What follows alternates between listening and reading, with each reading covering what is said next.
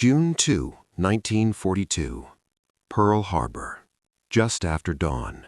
In a windowless intelligence room beneath the headquarters of the U.S. Pacific Fleet, Chester W. Nimitz stood motionless as the final report was read aloud. The words were precise, unemotional, almost clinical. The Japanese fleet was moving east. Its objective was Midway Atoll. For a moment, no one spoke. 6 months earlier, the harbor above them had burned. On December 7, 1941, bombs had torn through battleships at anchor, killing more than 2,400 Americans and crippling the Pacific Fleet in a single morning. What remained was a force held together by repairs, improvisation, and pride. The United States Navy had carriers, but barely enough. Lose them now, and the Pacific would belong to Japan. Nimitz did not ask for confirmation.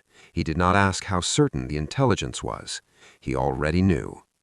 The evidence had been accumulating for weeks. Fragmented radio intercepts, broken ciphers, patterns in silence as much as sound.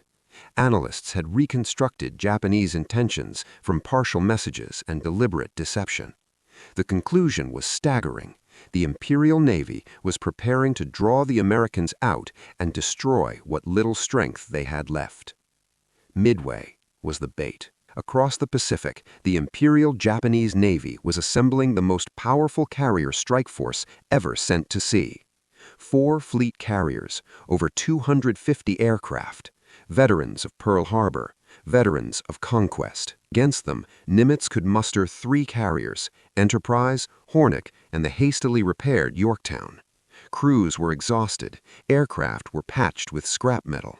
Pilots had weeks of training, while their enemy had years of combat. The numbers alone argued against action. Instinct argued for caution. But intelligence said something else entirely. It said the Japanese believed they were unseen. It said they expected no resistance until it was too late. It said this moment, this narrow window, would never come again. Nimitz listened in silence. Then he spoke quietly, almost to himself. If the intelligence was right, this was not a trap for America. It was a trap for Japan. And once sprung, it could not be undone. The path to that intelligence victory had been neither clean nor certain. In the months after Pearl Harbor, American morale in the Pacific hovered near collapse. Guam had fallen. Wake Island had been crushed. The Philippines was bleeding out under siege. Across Washington, voices whispered the same fear, that the Japanese advance was unstoppable. At Pearl Harbor, Chester W. Nimitz inherited not only a shattered fleet, but a poisoned atmosphere of doubt. Senior officers argued for conserving strength. Politicians demanded action. The public expected retribution. Everyone wanted certainty. There was none. What Nimitz did have was a small, overstretched unit working behind locked doors. Naval cryptanalysts led by Commander Joseph Rochefort. Their task was to break Japan's most secure operational code, JN-25. It was a cipher designed to resist not just decoding, but comprehension. Messages arrived incomplete. Key pages were missing. Meanings had to be inferred, guessed, and reconstructed. By late May 1942, fragments began aligning around a single designation, AF. The Japanese were planning something large, something decisive. But what was AF? Some believed it was the Aleutians. Others argued for Hawaii itself.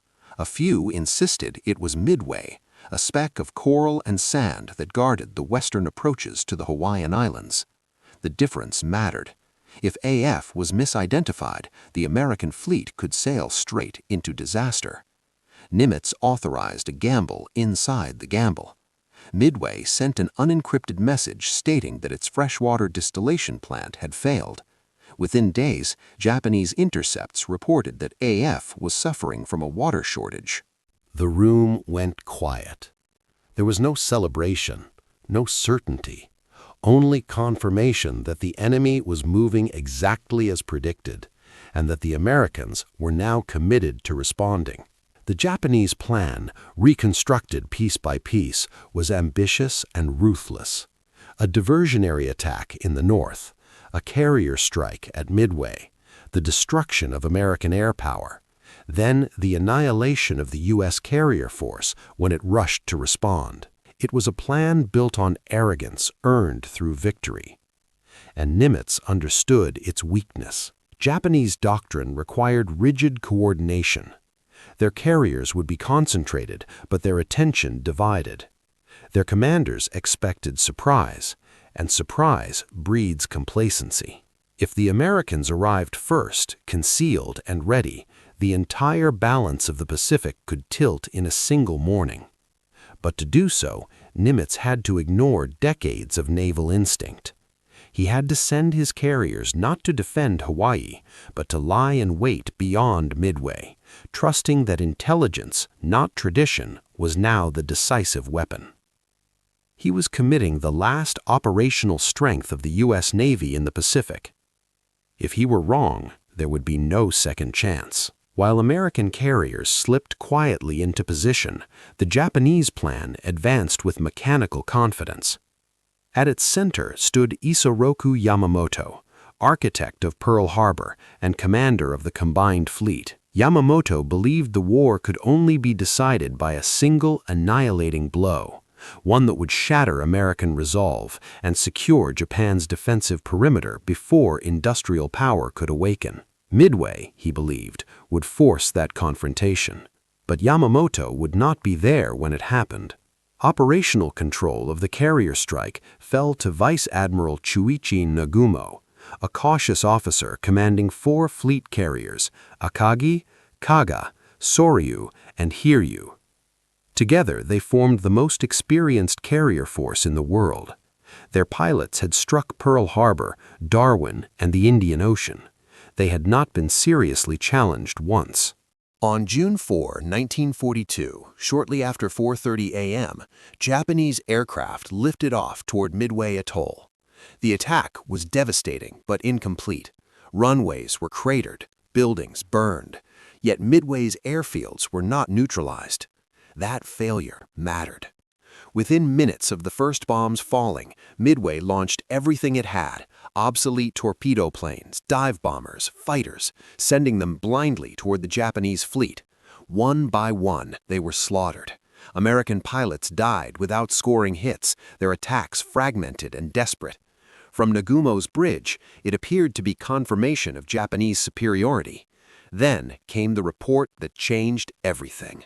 A scout plane, launched late, almost by accident, spotted American ships to the east. Not carriers at first, just ships. But the implication was unavoidable. Nagumo now faced a decision no doctrine had prepared him for. His planes had returned from Midway and were being rearmed for a second strike against the island. Torpedoes and bombs lay scattered across hangar decks. Fuel lines ran open. Aircraft were exposed. If he continued the Midway attack, he risked being caught vulnerable. If he rearmed for an anti-ship strike, he delayed action and risked losing initiative. Indecision crept in, not as fear, but as calculation. Minutes passed. Orders were revised, then reversed. Bombs were removed, then replaced. Aircraft were moved, reshuffled, and reconfigured. The deck crews worked furiously in cramped spaces, unaware that American carriers lay just beyond the horizon. Above them, the sky was empty. That emptiness was deceptive. Far to the northeast, United States Navy carrier task forces waited in silence. Pilots sat strapped into cockpits, engines idling, eyes fixed on nothing but open ocean. They knew only that intelligence had placed the enemy here, and that their admiral had staked everything on being believed. When American dive bombers finally appeared, they came not as a coordinated wave, but as a consequence of chaos: missed rendezvous points, lost squadrons, fuel running low. Yet they arrived at the exact moment Nagumo's decks were most vulnerable. This was not planned, this was timing. And timing, once lost, could not be recovered. At 10:22 a.m., the sky broke open. American dive bombers came out of the sun, sudden, vertical, unforgiving. They had arrived by accident, by fuel exhaustion, by instinct, by a chain of decisions that no one could have planned. But they arrived together. On the decks below, Japanese crews were caught in the worst possible moment. Aircraft sat fueled and armed. Bombs and torpedoes lay exposed. Fire hoses were unpressurized. There was no time. The first bomb struck Kaga, then Akagi, then Soryu. Within 5 minutes, 3 of Japan's 4 fleet carriers were burning beyond control. Explosions ripped through hangars, fuel ignited, steel warped. Men ran, then vanished into smoke and flame. The most powerful naval force ever assembled was reduced to wreckage before noon. From his flagship far to the west, Isoroku Yamamoto could do nothing but receive reports that grew worse by the minute. The decisive battle he had sought had arrived, and it was already slipping away. Only Hiryu remained operational.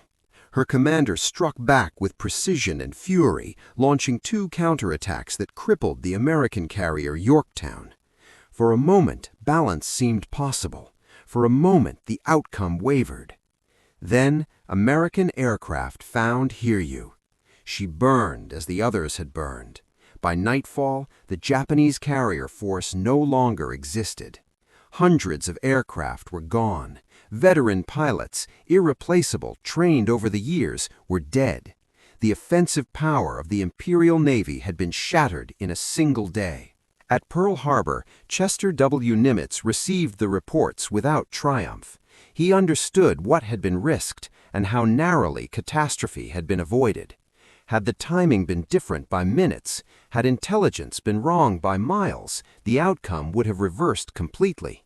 There had been no backup plan. There had been no reserve. The carriers committed to Midway were the last the Pacific Fleet could afford to lose. And now, because intelligence had been trusted over instinct, because a wounded fleet had chosen to strike rather than retreat, the war had turned on its axis. What followed was not a celebration. It was silence, the kind that follows realization.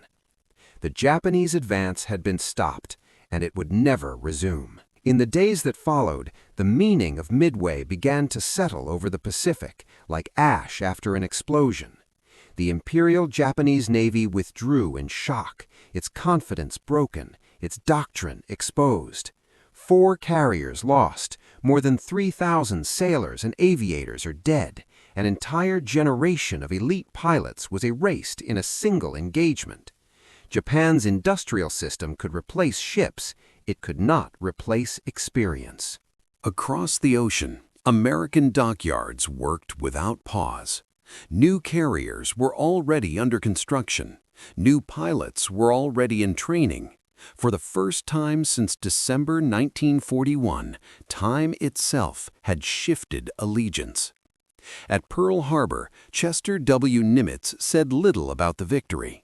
He understood what history often forgets, that Midway was not won by strength alone, nor by courage alone, but by a willingness to act on incomplete knowledge and accept irreversible risk. The decision had been made before the first bomb fell. It had been made in an intelligence room on faith in broken codes and human judgment, when retreat would have been safer and delay more acceptable. Nimitz never claimed certainty. He never claimed brilliance, but those who heard him later recalled a simple truth in his words, that wars are not decided when all variables are known, but when the moment arrives and hesitation becomes more dangerous than action. Midway did not end the war, but it ended Japan's ability to choose its direction. From that point forward, the Imperial Navy would fight defensively, reacting instead of dictating. Island by island, year by year, the initiative would remain with the United States. The long road across the Pacific, Guadalcanal, the Marianas, Leyte Gulf, began here, on a day when chance favored preparation. History would remember Midway as a battle of aircraft and carriers. Those who lived it knew better. It was a battle of belief. Belief that intelligence could rival firepower. Belief that a wounded fleet could still strike decisively. Belief that one moment, properly seized, could outweigh months of defeat. When Midway Atoll fell silent again, it was no longer just an outpost in the Pacific. It was the place where momentum changed direction and never turned back.